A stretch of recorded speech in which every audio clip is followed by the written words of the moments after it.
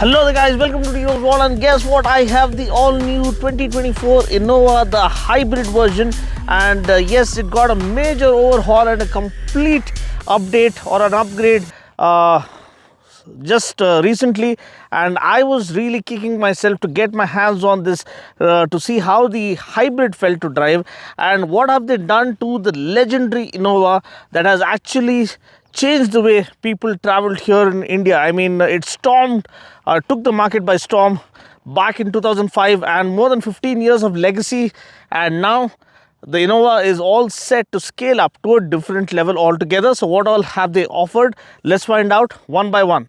First of all, the TNGA, Toyota's new global architecture, is the new platform that underpins the all-new Innova 2024. Also, it gets the design inspiration from its the SUV counterpart, the Highlander, that is available in the international market.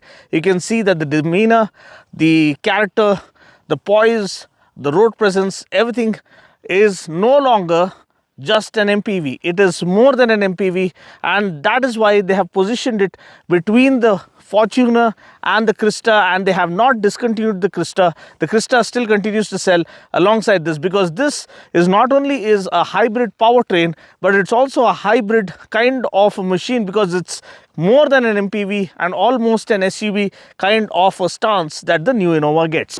So gone is the ladder frame or the body on frame construction that the previous Crista used to find itself on. This is monocoque construction for superb handling and superb stability and state-of-the-art kind of driving dynamics. You can see the way it is built. I mean, when you look at it, I'm just coming back from watching the Furiosa Mad Max movie, and it looks like one of the vehicles that is owned by Immortan Joe or Dementus, the warlord. That's how huge this thing looks. Look at the bonnet lines. It almost looks like a monster truck. Look at the huge grille up front and the LED lighting all around. I mean, the LED lighting has I think 3 elements within it, and the DRL is the same thing that acts as the turn blinker. You also have neatly integrated fog lamps, perfectly integrated into the front bumper. Moving on to the profile, here you can see flared wheel arches, massive 18-inch wheels. You have 3 wheel size options starting from 16-inch to 17 to 18. So that is something you need to understand. And then you have the hybrid badging right over here. Let me quickly talk about the hybrid thing. So this gets a 1.7 kilowatt hour battery pack, and this is a nickel metal hydride battery. It is not a lithium ion battery. That is something you need to understand. And overall, the powertrain is a 4-cylinder 2-liter petrol that puts out around 183.7 PS of max power, or 183.7 bhp of max power, and around 206 Newton meters of max torque. So that is something you need to understand. And when we say it is a hybrid battery, it's a self-charging battery. You don't have to charge it separately, and that's mounted near the second row. And then of course you have the overall dimensions of the vehicle is also largely increased, because you have a huge wheelbase. I think the wheelbase is increased by 100 mm, which is huge, and that is why even 18-inch wheels look puny on this kind of a body structure. I mean, it's so huge. It is wider, it is longer, and when compared to the previous gen Crista, and that is why even 18-inch wheels look pretty puny here. You have body cladding all around. You have chrome door handles highlighting the premium factor, and then you have this floating roof line, and then you have disc brakes all around as well. At the back we have again a newly laid out wraparound tail lamp section, spoiler with a stop lamp which really extends out and highlights kind of an SUV demeanor, and also shark fin antenna at the back. The newly laid out rear bumper adds on a little more muscle. Here you have the hybrid badging, and there you have the Innova Hycross badging, and also the spare wheel is actually mounted underneath. So that is something you need to note. An ample amount of ground clearance of 185 mm. Now that we are at the back, let us quickly have a look at the electric tailgate. You can see that the electric tailgate opens up. You have a dedicated button up front to open the tailgate as well from the driver's seat. That's a clever inclusion. Again, you have third row, which is fully foldable seats. So all you need to do is just pull this. Okay, just pull this and you can fold them flat to make way for more room. As it is, you get 300 liters of boot space, but with the third row down, I think it is massive boot space to carry the world along with you. Again, you have a woofer here. If you can have a look here, you have 9 speaker system with a woofer being offered right over here from JBL. So JBL music system is being offered, and you have a boot light as well, just in case you don't have to grope in the dark. The third row seats come with bottle holders or cup holders, and you also have dedicated aircon vents even for third row passengers. So the third row comfort is well taken care of. You also have a charging socket here for third row, which can be utilized. Also, the loading lip of the new Hycross is very friendly, such that you don't have to actually lift the luggage. You can just slide it on here at the back, so that really adds on to the practicality thing and utility feature. And once you're done loading the luggage, all you need to do is press this button and the tailgate just does the honors for you, closing the massive tailgate in grand style. So moving on to the inside, again the interior gets a complete overhaul as well. You have ventilated seats, leatherette seats with very good comfort, supreme comfort, good support for the lower back and lower lumbar region, good under thigh support, and this does get electrical power adjustable seat. The driver's seat gets power adjustability, but that one doesn't. So I hope they had offered power adjustable seats for the passenger as well, the front seat passenger, but nevertheless that's what you get. Again, you get a tilt and telescopic steering that you can adjust as per your wish and will. Again, the dash has this chestnut kind of brown color with double stitching and has soft touch feel to it. You have the massive 10-inch touchscreen infotainment system with wireless Apple CarPlay and Android Auto. In terms of utility, again this goes really high. You have a Type-C charger right over here and a Type-A USB socket right over here, cup holders right over here, a concealed storage space over here. This is not sliding armrest, so that is one thing you need to understand. A spacious glove box right over here that you can utilize. Again, a charging socket over here as well. Also, the accents kind of aluminum or silver finish on the aircon vents really adds a good touch. But one thing I would have preferred, the same silver finish could have been given for the adjustment of the vents, because that feels very flimsy plastic quality. You can see here this thing feels of very flimsy quality for a car in this class, and having a legacy of this kind, the Innova deserves better than this. I think this could have been given in aluminum finish as well. So here you have, as I told you, the massive 10-inch touchscreen infotainment system. The one thing that I didn't like about this 10-inch touchscreen infotainment system is the rear view camera. If you can see, this is the rear view camera, which is of very poor quality. I mean, unacceptable in this price range, because even the Brezza gets a better quality camera.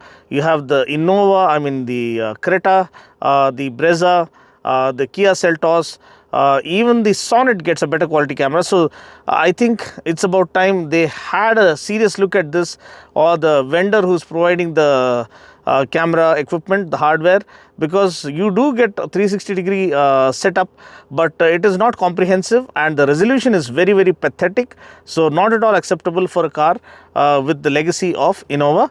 Apart from that, when you look at the buttons here, you have dedicated button for this view of the rear camera. Then you have electronic parking brake, you have auto hold function. Here you have the driving mode. So when I press the driving mode, here power mode is activated, similarly eco mode is activated, and then the standard city mode is activated.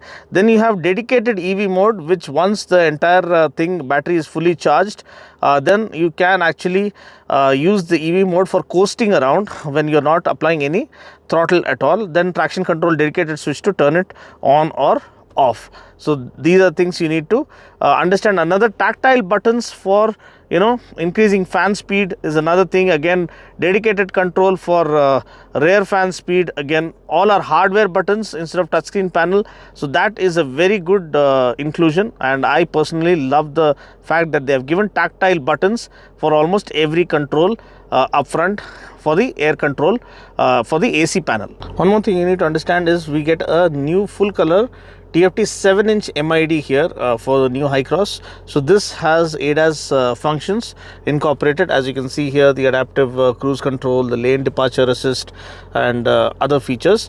So here you have this RCTA or rear cross traffic alert. So rear cross traffic alert is primarily something when you're pulling out of a parking lot. If there is a car coming behind you from the left or the right, it will immediately alert you such that you stop and have a look. Pre-collision system is PCS, so that is something that prevents from collision this thing and gives you collision alert. BSM is blind spot monitor, and LDA we all know is the lane departure assist. So when you're trying to depart from lane or cutting through lanes, it makes sure that you come back to the actual lane where you're supposed to drive. And then you have the battery this thing, and tire pressure, everything being clearly apparent. Distance to empty and total average. Don't go by the average that you see here, because the average for the hybrid is around 21 kmpl is this thing claim. And believe it or not, customer who had been to Bangalore recently from Hyderabad has shared the feedback that he has gotten nearly 22 kmpl, which is phenomenal. This is the memory seat function. So again, for the driver's seat, it remembers it has the memory function to adjust as per your height and stature. Then quickly having a look at the touchscreen infotainment system. Here you have the wallpapers. You have only one wallpaper. Maybe you can update it later on. It's pretty plain Jane. There's not too much of over the top this thing layout, user interface. It's pretty plain Jane and to the point.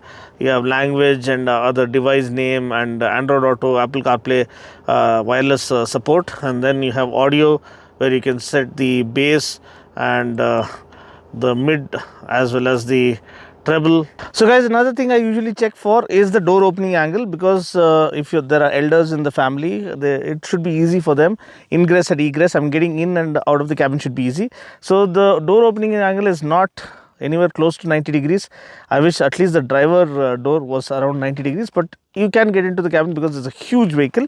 But the second row, again, this is very sharp, so at least they could have given it around 80-85 degrees opening angle such that it is easier. You can walk into the cabin, as you can see. So you can just step into the cabin. There's not any hump or anything. So just move this part over here, and you can see loads and loads of leg room. Okay, this is sliding forward, backward. Driver seat is set to my height, and you have scooped out front backs, but setting it in the middle, still loads and loads of leg room, good amount of headroom. And yeah, I can actually recline this further because it comes with electric reclining function. So this is front, and you can see you got to wait it out. It's not instant, so I can actually gradually relax. And guess what, there is also an Automan. Automan is this kind of leg support, but you can see it goes and my feet get stuck underneath the seat. So now I show you how to use the Automan, but before that, let me show you that we have the AC controls right over here. Here you have two dedicated Type-C charging slots. That's phenomenal. I mean, they will filled it with charging slots all around, and the aircon vents are roof mounted right over here, dedicated for second row, and you have dedicated aircon vents for third row as well. Now let me show you how to enjoy on the go and make this feel like a limousine. So here we are turning on the Automan now, and I'm actually trying to pull this all the way back. I can relax after a hectic day's work and almost feel that I am in some kind of a spa or a saloon. So this is how you attain nirvana in an Innova.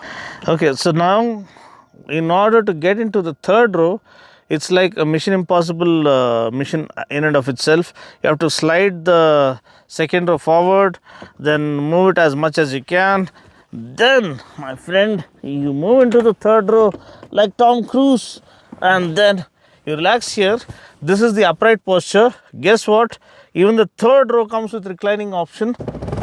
Yeah, so I can actually recline this all the way and enjoy third row seating to the max. I mean, this is one of the finest third row seating because you can still pull this back. Yeah, pull this back all the way to the middle this thing setting and set it back up, and still you can see it is usable space. For the first time, a third row feels usable and practical. So guys, now talking about safety, again safety has been underscored, double underscored by Toyota. Don't ask me about safety rating because that hasn't come as of yet for the Indian variant. The variants, the fake news that you see on YouTube and all, that is actually for the Highlander, which looks alike in the international market, but the safety rating, NCAP, global NCAP rating is not yet out.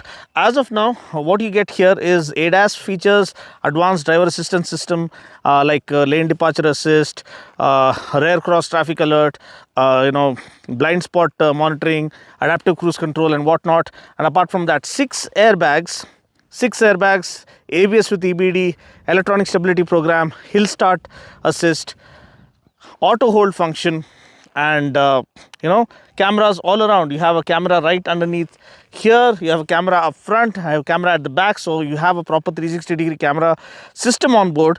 Only the resolution is not up to the mark. And then now coming to the prices start from the actual there are two variants. So one is the 2-liter naturally aspirated petrol that puts out around 173 PS of max power and 209 Newton meters of max torque, and that starts from, the base model starts from 18.3 lakhs onwards. And the hybrid variant is priced, the top spec hybrid variant is priced at 29 lakhs ex showroom, close to 29 lakhs ex showroom. To know the exact on-road price, you can contact the number mentioned in the description portion as well as the pinned comment. So now that I've given you an overview of the new Innova, let's see how it feels to drive in real world conditions.